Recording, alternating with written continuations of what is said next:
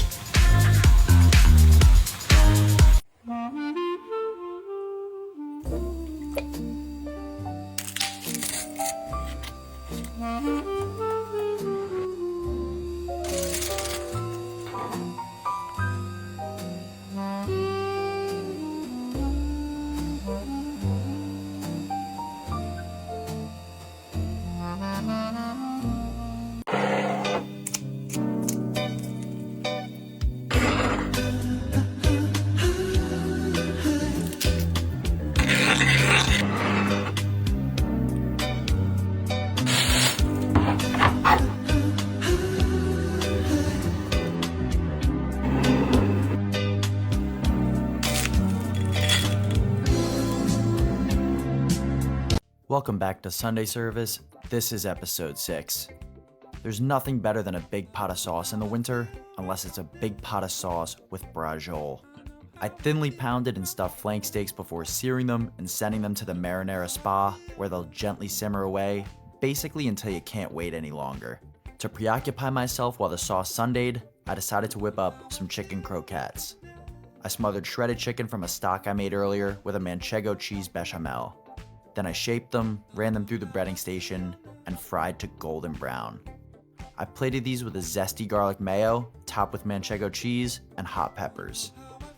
When it came time to dive into the braciole, I decided to throw a little curveball and serve it over a creamy Parmesan polenta instead of pasta, and topped it with a healthy dusting of pecorino. And there you have it. We'll catch you next time. Welcome back to Sunday Service. This is episode 7. We have a personal record 4 courses going today, and the journey started by prepping a milk braised pork. I seared off some boneless pork shoulder, sauteed fennel, celery, and onion, and braised that in whole milk until it was fall apart tender. Next, I moved on to rolling out some fresh pasta for agnolotti, which was stuffed with braised leek and mascarpone cheese. Then I tackled dessert, which was a citrus olive oil cake, headlined by thinly sliced candied oranges that cooked down in a simple syrup. And from here, it's go time. First course was a whipped ricotta on toasted sourdough, topped with honey, red crushed pepper, and orange zest. Second course was the agnolotti served in a Parmesan cream sauce topped with chives. The main course was the milk braised pork served over a bed of creamy Parmesan polenta, along with some pickled hot peppers. And last but certainly not least, we have the citrus olive oil cake with vanilla whipped cream. And there you have it. We'll catch you next time. This is how I like to pan-sear a nice steak. Pat your steak dry and season generously with salt. Allow your steak 20 minutes to come to room temp before searing, at which point you will heat a high smoke point oil over medium-high heat. Once the pan is ripping hot, lay down your steak. I like to move my steak around in the pan. I'll flip it once every minute for about 4 minutes. That way it cooks evenly and you get a great sear on the outside. Make sure to sear the sides as well. Once you develop a nice crust, baste with butter, garlic, and rosemary, still flipping every minute until it reaches your desired temp. In this case, I'm looking for 125 to 130 degrees Fahrenheit for medium rare. While that steak's resting for 10 to 12 minutes, pour yourself a drink because you deserve it. Cut that steak up and enjoy.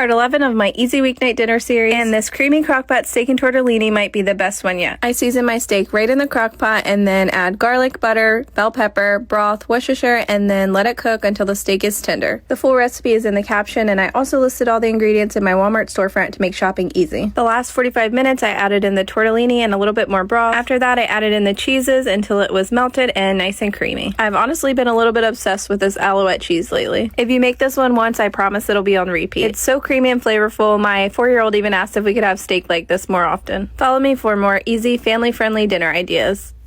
This is part 21 of my easy weeknight dinner series, and today we're making crockpot cowboy spaghetti. This one is so comforting and perfect for busy nights. I start by cooking the bacon in the air fryer or oven until it's crispy. Then I brown a pound of ground beef with diced onion and green pepper, a little salt and pepper, and just a few spices on the beef, and it adds just so much flavor right from the start. Once that's done, I spray my crockpot and add that beef mixture in. I add a can of Rotel mild diced tomatoes with green chilies, and then a can of fire roasted diced tomatoes, tomato sauce, and beef broth. Once the bacon's done, I chop it up and toss that in. I add about 1/3 to 1/2 can of beans, and then goes in the Worcestershire and hot sauce. After that, I sprinkle in chili powder and a little salt and pepper. Give it a stir and then let it cook on low for 4 to 5 hours or high for 2 to 3 so that all the flavors come together perfectly. After it's done cooking, I then melt in the shredded cheddar cheese and Colby Jack cheese. Near the end, I cook my spaghetti separately and then stir it in so that the texture stays just right. It turns into the richest, smoky, cheesy spaghetti, and my whole family loves it. Full recipe is in the caption, and everything I used is linked in my Walmart storefront to make shopping super easy for you. Follow for more easy weeknight dinners that your whole family will actually love, and let me know if you try this one. If you need a recipe for Super Bowl Sunday or an easy weeknight meal, you have to save and try these cheeseburger sliders. Not only are they easy to make, but they come together in about 15 minutes. Start out by preheating your oven to 350. Then you'll brown 1 pound of ground beef and season it with whatever seasoning you like. In another skillet, add half an onion and saute it until it's nice and brown. When your onions and ground beef are done cooking, slice your slider rolls in half and add a layer of Colby Jack cheese and pickles. Then make your burger sauce using a mixture of mayonnaise, mustard, ketchup, and pickle juice. Mix this up so it's well combined, then add it over the top of your ground beef. I definitely recommend making the sliders in this order to keep the buns from getting soggy. Then you'll add your caramelized onions, another layer of burger sauce, and top this all off with a layer of cheese. My family's pretty picky, so I only put the onions on one side.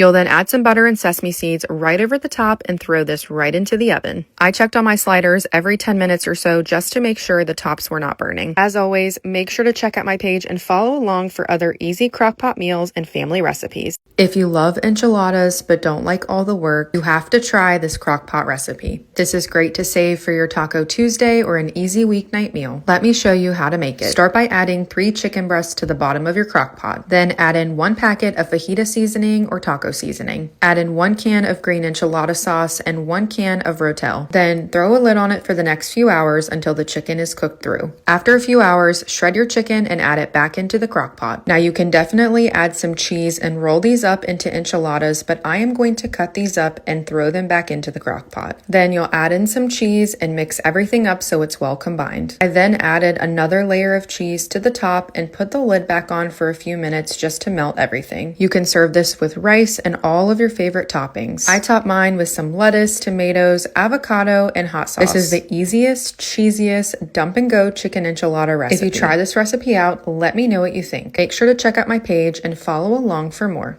Welcome back to part 2 of my healthy crockpot dinner series. If you love dump and go recipes and want some healthier options, then this series is just for you. These chicken enchilada bowls were so simple and easy to make. Plus, I love that everyone can add all of the toppings that they like. Now, when I say this is a dump and go recipe, I truly mean you're going to dump all your ingredients in the crock pot and go do what you need to do. To the crock pot, add in your chicken, black beans, taco seasoning, enchilada sauce, and corn. I also added half an onion because I feel like it just adds a lot of flavor. Mix everything up so it's well combined and make sure your chicken is fully covered. After a few hours, everything should be fully cooked through. Shred or dice your chicken, then add it directly back into the crock pot. Now, because I was running errands all day, I ended up throwing some rice in the rice cooker and stopped at Chipotle for some pico de gallo and guacamole. If I had the extra time, I would have just made it myself, but honestly, the weekends get really busy. This turned out absolutely delicious and was so easy to make. As always, make sure to check out my page for other easy crock pot meals and recipes and follow along for part 3.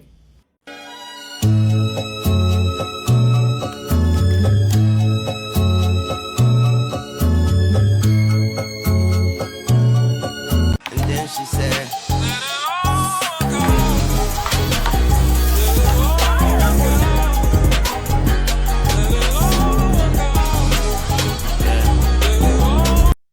Welcome to day 3 of my cozy soup series, and today we're making a red curry wonton noodle soup.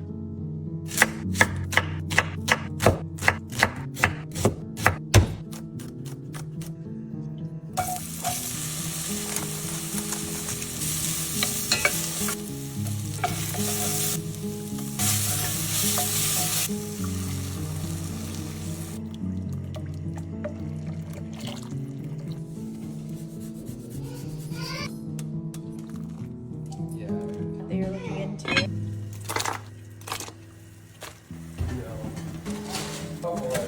Not right now.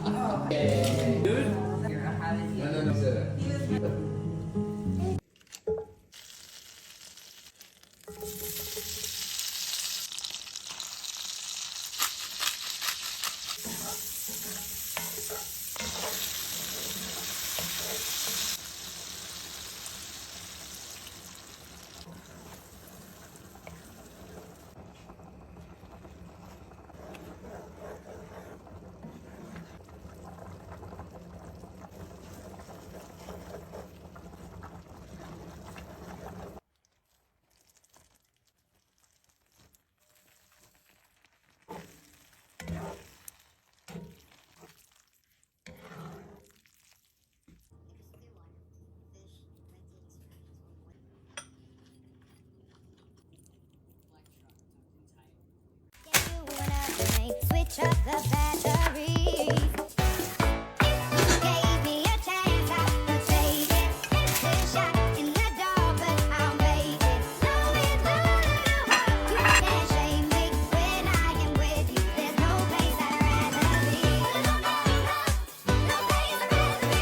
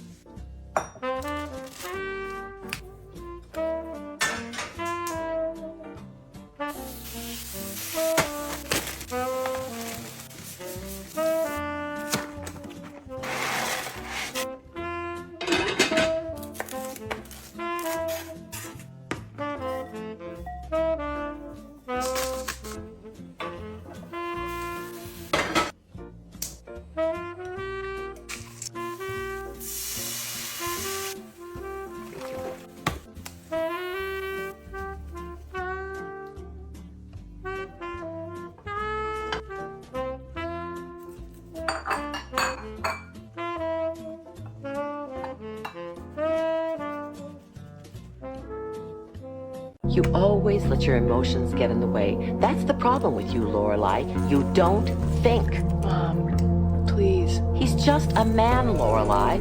No, he's not. Oh, so what are you telling me? That this was all worth it because he was the love of your life, that this was the man for you?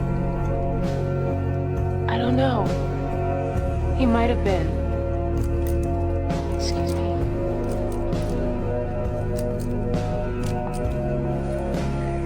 Oh.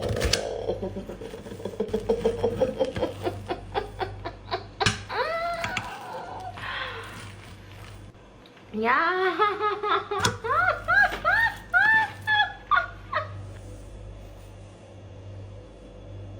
He's sitting there and he's watching the movie and he's perfect and he smells really good. What? He smells really good and he looks amazing and I am stupid. I said thank you. Whoa. You said thank you? When he kissed me. Wait, he kissed you again? What, is he just out of prison or something? No, not now. Yesterday at the store. Oh, all right. Strike the prison comment. So wait, he kissed you and you said thank you? Yes. Well, that was very polite.